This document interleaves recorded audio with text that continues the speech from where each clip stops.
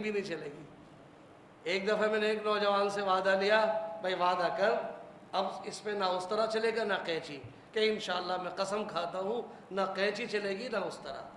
اب 6-7 مہینے کے بعد ملا تو پھر صفحہ چڑھ۔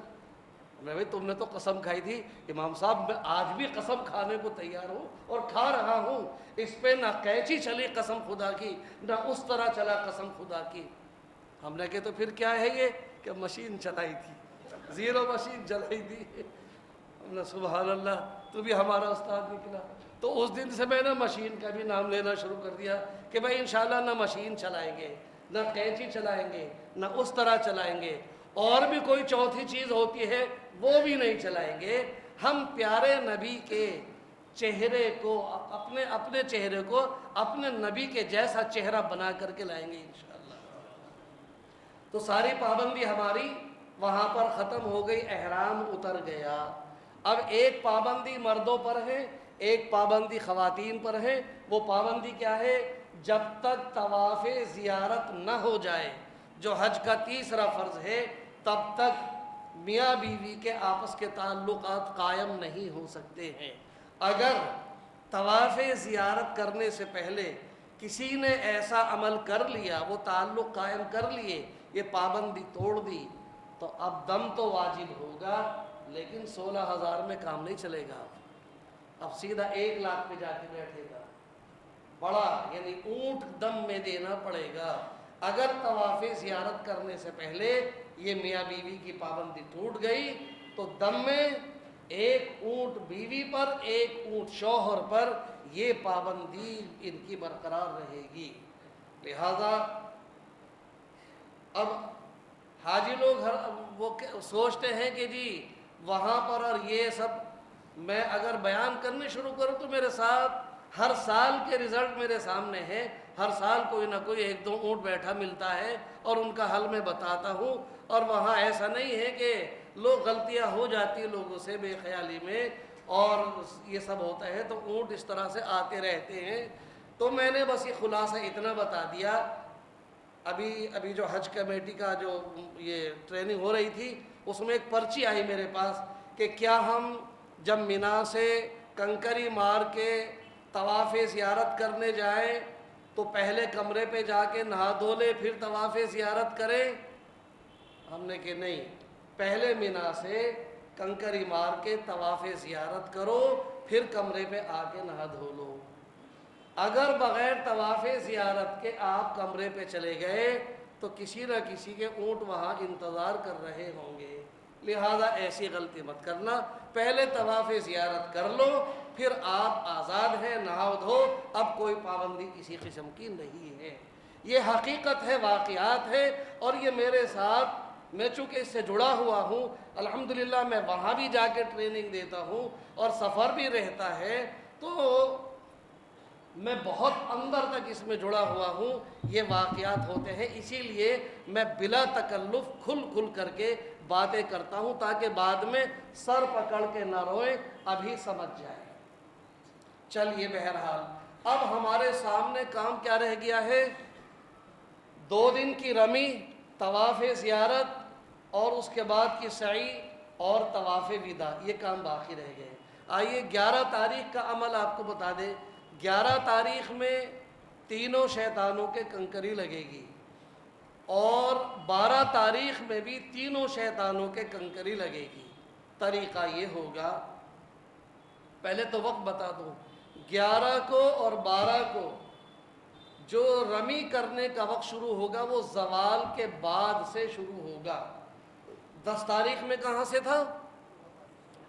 صبح سے تھا، اور کہاں تک ہے؟ صبح صادق تک ہے۔ 11 کو شروع کہاں سے ہے؟ زوال سے، ختم صبح صادق پر۔ 12 کو زوال سے شروع، ختم صبح صادق تک، یعنی تینوں دن ختم تو صبح صادق پر ہے، لیکن 2 دن جو ہے شروعات زوال سے ہے۔ زوال سے پہلے اگر 11-12 میں کسی نے کنکری مار لی تو اس کے اوپر دم واجب ہو جائے گا، اس کی کنکری ادا نہیں ہوگی۔ لہٰذا 11 تاریخ میں ہم 21 کنکری، کچھ زائد 2-4 کنکری لے کے جائیں اور جا کر کے پہلے تلبیہ پڑھتے ہوئے جائیں گے۔ یہ کیا پڑھتے ہوئے جائیں گے؟ तलबिया तो बंद है, तकबीर तशरीक पढ़ते हुए जाएंगे, छोटा शैतान आएगा, वहाँ एक एक करके 7 कंकरी मारेंगे शैतान के, थोड़ा आगे बढ़ेंगे, किबला के डायरेक्शन बना हुआ है, किबले की तरफ खड़े होकर के दुआ मांगेंगे अपने लिए, अपनी पूरी उम्मत के लिए, रिश्तेदारों के लिए, जो भी दुआ, अल्फाज कोई मुतय्यन नहीं है। फिर फारिग होकर के दूसरे शैतान के कंकरी मारेंगे और 7 कंकरी, उसके बाद फिर कबीला रुख खड़े होकर दुआ मांगेंगे, फिर बड़े शैतान को कंकरी मारेंगे, वहाँ पर दुआ नहीं होगी। इसी तरह से 12 तारीख को भी ज़वाल के बाद जाएंगे और पहले छोटे शैतान को कंकरी मारेंगे, किबला रुख खड़े होकर के दुआ, फिर दरमियाने शैतान को कंकरी मारेंगे, किबला रुख खड़े होकर के दुआ, फिर बड़े शैतान को कंकरी मारेंगे, वहाँ पर दुआ नहीं है। तीनों दिन बड़े शैतान के यहाँ दुआ नहीं है, बस छोटे शैतान और दरमियाने के, उसके कंकरी मारने के बाद दुआ है। तो ये तीनों दिन कंकरी मारने का वक्त और तरीक़ा आपके सामने आ गया अल्हम्दुलिल्लाह। अब आइए हमारे सामने अब बाकी रह गया है हज का तीसरा फ़र्ज़ तवाफ़ ज़ियारत, और तवाफ़ ज़ियारत के बाद की सई और तवाफ़ विदा। तवाफ़ ज़ियारत का जो वक्त है 10 तारीख़ का पूरा दिन पूरी रात, 11 तारीख़ का पूरा दिन पूरी रात, 12 तारीख़ सूरज छुपने से पहले तक, यानी 10 तारीख़ की सुबह से तवाफ़ ज़ियारत का वक्त शुरू हुआ और 12 तारीख़ के सूरज छुपने से पहले तक तवाफ़ ज़ियारत का वक्त है। अब ये चाहे आप 10 में कर ले, 11 में कर ले, 12 में कर ले, मसले के एतबार से ये पूरा वक्त आपके सामने मौजूद है। लेकिन इसमें हम आपको एक मशवरा देते हैं हर हाजी को हर ट्रेनिंग में कि तवाफ़ ज़ियारत 10 तारीख़ में छेड़ना नहीं और 12 के लिए छोड़ना नहीं, ये मशवरा है। मसला क्या है, 10 की सुबह से 12 की सूरज छुपने से पहले तक कभी भी जाके आप तवाफ़ ज़ियारत कर ले, ये तो मसला है। लेकिन मशवरा क्या है, 10 में छेड़ना नहीं और 12 के लिए छोड़ना नहीं। 10 में इसलिए नहीं छेड़ना कि भीड़ बहुत है, भीड़ बहुत है और दिक्कत बहुत है।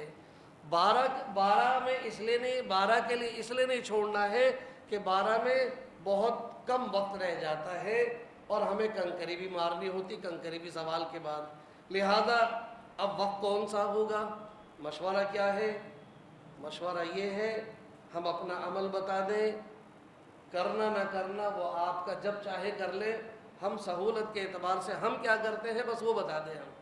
हम ये करते हैं कि 11 तारीख़ में रमी करने के लिए हम असर की नमाज़ पढ़ के निकलते हैं, और असर की नमाज भी वो अव्वल वक्त में नहीं पढ़ते, जब अपने यहाँ जैसे वक्त होता है उस एतबार से पढ़ते हैं। हमने नमाज पढ़ ली असर की, अपने जितने भी साथी साथ में लिए, अपने उस थैले में जा नमाज भी रख ली, कंकरी भी रख ली, बावजू हो के चले,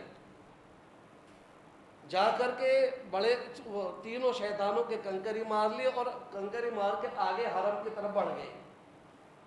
अब वहाँ काफ़ी दूर तक तो पैदल चलना होता है, फिर आगे जा कर के टैक्सी भी मिलती है, बसें भी मिलती हैं, पैदल भी दुनिया जाती है।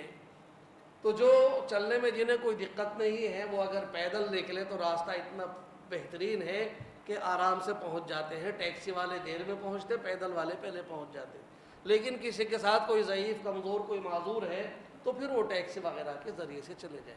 तो हमने क्या किया, कंकरी मार ली, थोड़ा सा आगे बढ़े, कुछ दूर आगे चले, मगरिब का वक्त हो गया, लंबी जगह जगह जमातें बन रही हैं, जा नमाज बिछाई और मगरिब की नमाज रास्ते में पढ़ ली। नमाज पढ़ के अब पैदल पैदल चलते रहे। कभी तो इशा की अज़ान से पहले पहुंच गए, कभी अज़ान होते वक्त पहुंच गए, कभी जमात हो रही थी तब पहुंचे, कभी जमात हो चुकी थी तब पहुंचे। कई सारे वाक़यात हैं।